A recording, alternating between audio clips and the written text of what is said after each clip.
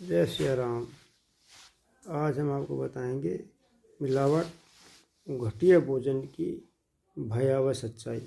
देश में मिलावटी दूध, घी, तेल, मसाले और दवाएं खुलेआम बिक रही हैं। स्ट्रीट फूड में गंदा पानी, खराब तेल और सस्ते केमिकल का उपयोग होता है। स्वाद बढ़ाने के लिए नकली रंग, एसेंस और हानिकारक पदार्थ मिलाए जाते हैं। खाने की साफ सफाई पर कोई सख्त निगरानी नहीं है। खाद्य सुरक्षा कानून कमज़ोर है और उनका पालन नहीं होता है। गरीब और मध्यम वर्ग मजबूती में यही जहरीला खाना खा रहा है। मिलावटखोरों को मामूली जुर्माना देकर छोड़ दिया जाता है। इससे जनता का स्वास्थ्य धीरे धीरे नष्ट हो रहा है। मिलावटी भोजन से बढ़ती बीमारियां, मिलावटी खाना पेट, लीवर और किडनी को नुकसान पहुंचाता है।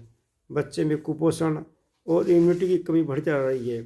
युवाओं में हार्ट अटैक, डायबिटीज और कैंसर जैसी बीमारी बढ़ रही है। लंबे समय तक जहर नुमा भोजन खाने से शरीर अंदर से खोखला हो जाता है। बीमारियां अचानक नहीं, धीरे धीरे पनपती है।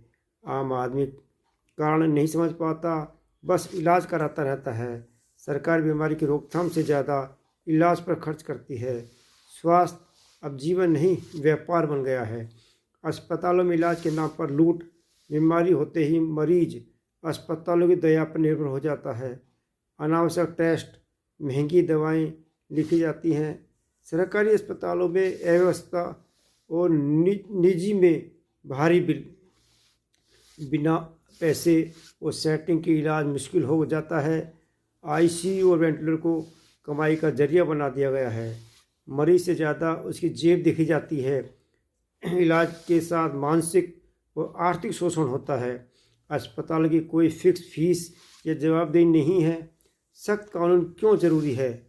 मिलावट को गैर जमानती अपराध घोषित किया जाना चाहिए। गंदा और अस्वास्थ्यकर भोजन बेचने पर तुरंत जेल हो। बार बार अपराध करने वालों की दुकान हमेशा के लिए बंद हो। अस्पतालों में इलाज और टेस्ट की फिक्स दर तय हो। बिना कारण किए गए टेस्ट पर सख्त कार्रवाई हो। फूड इंस्पेक्टर और स्वास्थ्य अधिकारियों की जवाबदेही तय हो। एक लैब का टेस्ट सभी हॉस्पिटलों में सभी डॉक्टरों के लिए मान्य हो। नेताओं और अफसरों के संरक्षण को तोड़ना जरूरी है। कानून ऐसा हो कि डर अपराधी में हो, जनता में नहीं। जनता की जागरूकता ही असली समाधान। जब तक जनता सवाल नहीं पूछेगी, सिस्टम नहीं बदलेगा। मिलावटी सामान का बहिष्कार करना जरूरी है। गंदा खाना बेचने वालों की शिकायत करनी चाहिए। सोशल मीडिया और जन आंदोलन से दबाव बनाना होगा। वोट देते समय स्वास्थ्य और ईमानदारी को प्राथमिकता दें।